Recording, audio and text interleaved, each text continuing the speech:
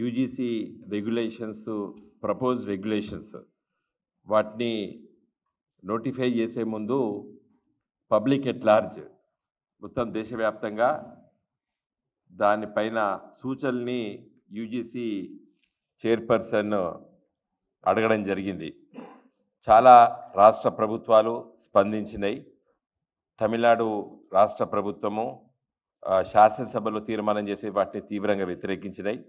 ముఖ్యమంత్రి స్టాలిన్ గారు కేంద్ర మంత్రి గారికి లేఖ రాశారు. వీటిని మరి రాజ్యాంగంలో ఉన్నటువంటి ఫెడరల్ వ్యవస్థకు ఇది భిన్నంగా ఈ రెగ్యులేషన్స్ ఉన్నాయని చెప్పి తమిళనాడు రాష్ట్ర ప్రభుత్వము, అదేవిధంగా కేరళ రాష్ట్ర ప్రభుత్వం, కేరళ ముఖ్యమంత్రి గారు కూడా స్పందించి తీవ్రంగా వ్యతిరేకించారు. ఎన్డీఏ పక్షాల్లో కూడా జేడీయూ నితీష్ కుమార్ గారి పార్టీ వాళ్ళు కూడా తీవ్రంగా వ్యతిరేకించడం జరిగింది. మరి తెలుగుదేశం పార్టీ కూడా ఒక మిత్రపక్షం. ఆంధ్రప్రదేశ్ రాష్ట్ర ముఖ్యమంత్రి చంద్రబాబు నాయుడు గారు కూడా ఇప్పటివరకు స్పందించలేదు దీనిపైన. మరి రాష్ట్ర ప్రభుత్వాల పరిధిలో ఉన్నటువంటి రాష్ట్ర యూనివర్సిటీసు, ఆ రాష్ట్ర ప్రభుత్వాలు ఫండింగ్ ద్వారా నడిచేటువంటి యూనివర్సిటీస్, స్టేట్ యూనివర్సిటీస్ ఏవైతే ఉంటాయో మరి వాటిలో వైస్ ఛాన్సలర్ అపాయింట్మెంట్తో సహా మరి విద్యా ప్రమాణాలు అవన్నీ కూడా మరి కేంద్ర ప్రభుత్వము అంటే యూజీసీ ద్వారా నియంత్రించేటువంటి ఒక పెద్ద కుట్ర జరిగింది. దీనిపైన మరి ఎవరు కూడా స్పందించడం లేదు. ముఖ్యంగా మన రాష్ట్ర ప్రభుత్వము మరి ముఖ్యమంత్రి రేవంత్ రెడ్డి గారి వద్దనే ఉంది ఇది విద్యాశాఖ డిపార్ట్మెంటు. మరి వారు కూడా సరే ఇప్పుడు దావోస్లో ఉన్నారు కానీ ఓన్లీ ఇంకా 2-3 రోజులే ఉంది టైం. 30వ తారీఖు నాడు వాళ్ళు ఫైనలైజ్ అవుతాయి. అయితే ఈరోజు ఉదయం వచ్చారా? వస్తే వెంటనే స్పందించాలి. రేవంత్ రెడ్డి గారిని కూడా నేను అడుగుతున్నాను, మీరు వెంటనే స్పందించాలి దీనిపైన. నిన్న మరి మాజీ మంత్రివర్యులు విద్యాశాఖను చూసినటువంటి సబితా ఇంద్రారెడ్డి గారు కూడా నిన్న పత్రికా విలేకరులతో కూడా చెప్పినారు ఈ రాష్ట్ర ముఖ్యమంత్రి మరి స్పందించలేదని. నేను కూడా ఈరోజు ఈ విలేకరుల సమావేశం ద్వారా నేను కూడా వారిని కోరుతున్నాను, డిమాండ్ చేస్తున్నాను, వెంటనే దీన్ని తీవ్రంగా వ్యతిరేకించాలి. వీలైతే శాసనసభ కూడా పెట్టి కూడా ఒక తీర్మానం చేయాలని చెప్పి కూడా నేను కోరుతున్నాను.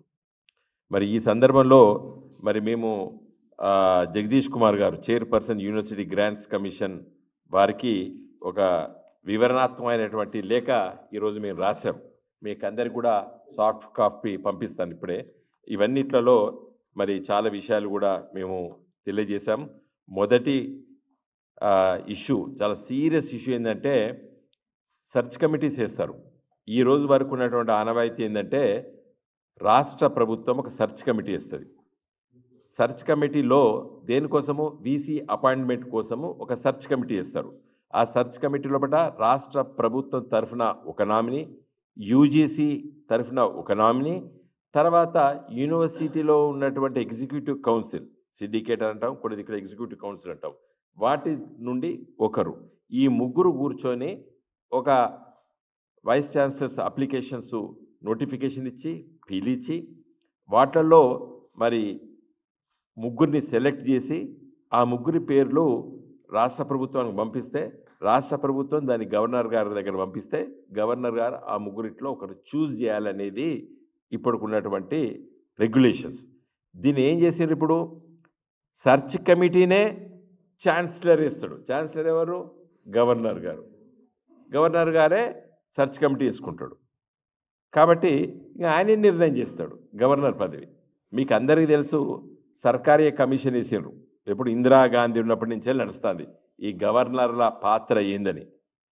మన మాజీ ముఖ్యమంత్రి ఎన్టీ రామారావు గారు ఒక సందర్భంలో గవర్నర్ పదవి ఒక మిథ్య అన్నాడు.